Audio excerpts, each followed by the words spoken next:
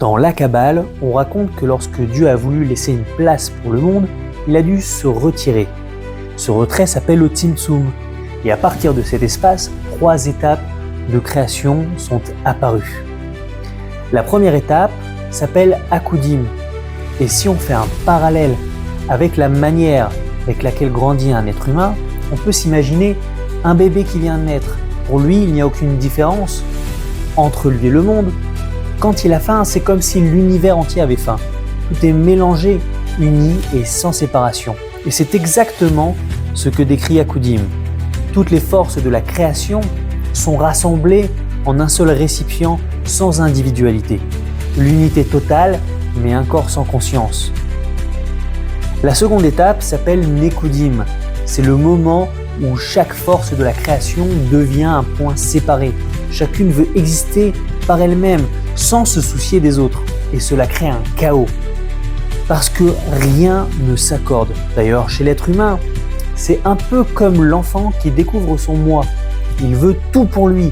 Il coupe la parole, il demande qu'on le regarde. Il n'est pas méchant, mais il construit simplement son ego. C'est nécessaire, mais c'est instable. Dans la Kabbale, cette étape a mené à ce qu'on appelle la brisure des vases.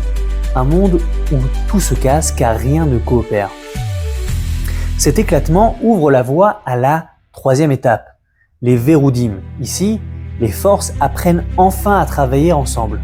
Elles gardent leur individualité, mais s'équilibrent.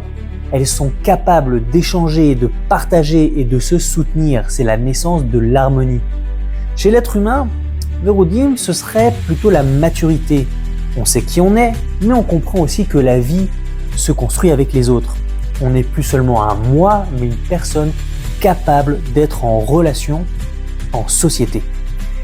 La Kabbale appelle cette étape le tikkun, la réparation, le moment où l'unité et la diversité trouvent enfin leur équilibre.